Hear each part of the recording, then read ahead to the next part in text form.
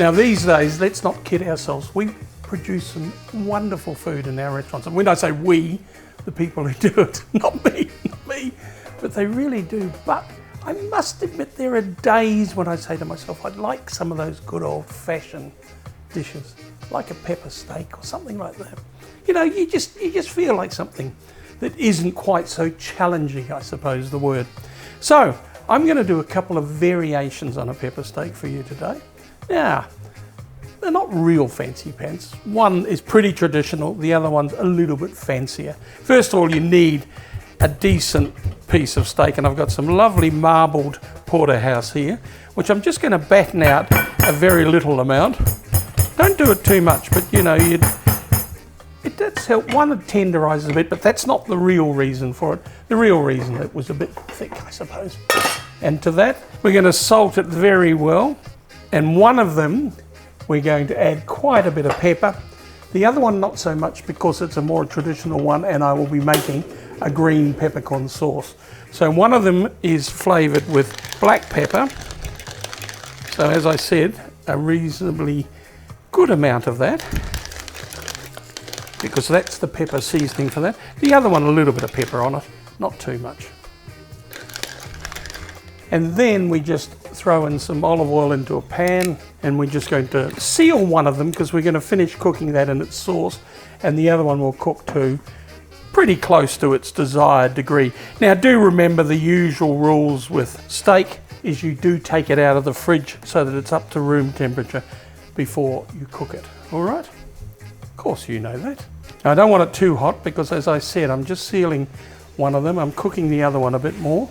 Now, with the one that I'm making a salad out of, I'm actually going to make a nice Dijon mustard aioli, which is a garlic mayonnaise. Now, somebody wrote to me just recently, or sent me an email, I should say, and said, now, we love your recipe for your homemade mayonnaise, but what happens if we're in a real hurry? Well, I still reckon you can make the homemade one, which of course is on the YouTube. But if you want to buy something, you can buy some decent. This S&W is good, Hellmann's is good. You know, there's some half decent bought mayonnaises, a lot better than they used to be, lurking around. So we'll just use that for our aioli, just to show you that you don't have to make your own. Well, you can if you want to. As I said, the recipe's on the YouTube. A little bit of lemon juice in that. We're just making enough for one here, so I'm only doing one steak, remember. Clove of garlic, it's a big clove of garlic.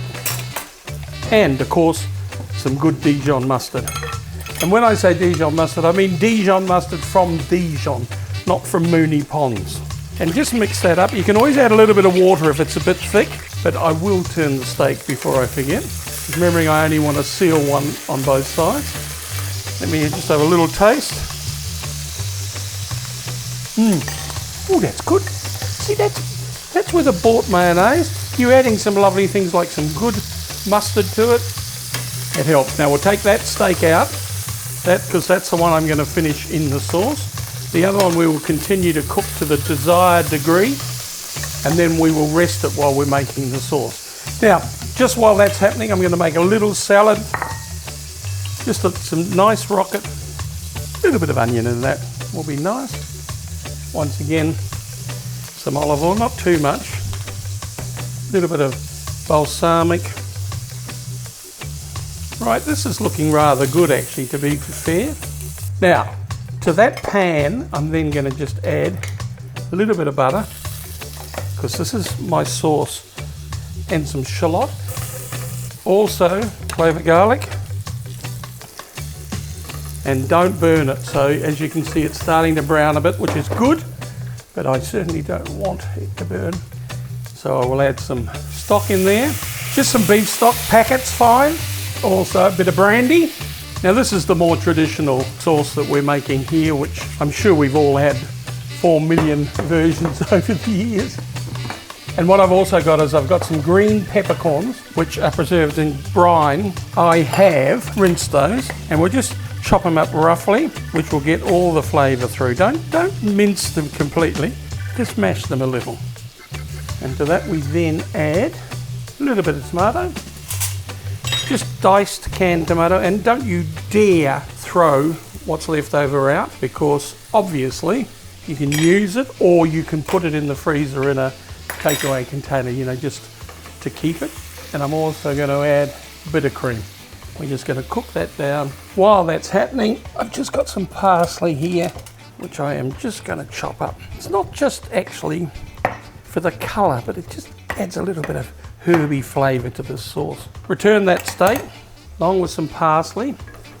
Let's just put that off to the side, and I am going to do some beans to go with it. So I've blanched them already and I'm just putting some butter in there. Now, we've got our steak there, we're looking good. We've got the beginning of our salad there, and we start slicing. This is a warm dish, so you don't have to worry about it sitting around. So it's going to be nice and tender though, because when you rest it, oh, gee, that's a good piece of beef. We throw some beans into our butter. Now, as you can see, I've got some tomatoes on the base, and it is right in season for tomatoes, so they are beautiful. And we're just tossing those beans around in some butter. You can add some parmesan there if you like. I don't think it needs it, but I'm just saying you could. And then what we do is just toss that little bit of salad, put that on the top. Nothing fancy. Well, I suppose it's a bit fancy, isn't it? Slice that too. Don't waste the sauce, it is ripper. Now, of course, you could do potatoes with this. Now, to go with that, we all know Shiraz and beef is the perfect mix. And if you were feeling affluent, I suppose you'd call it, something like Craig Lee would be wonderful, which I think is Australia's best Shiraz. But if you're not feeling affluent, I think this Sacha, which is from a very smart young vigneron called Sacha Robb from Redback Winery in the Pyrenees, I think this is pretty darn good and certainly reasonably priced. When I say a couple of basic dishes, I think I was being a bit silly, but you know, some good old-fashioned tucker there, you know, good pepper steak and a nice variation, a peppered steak salad. Hope you enjoy.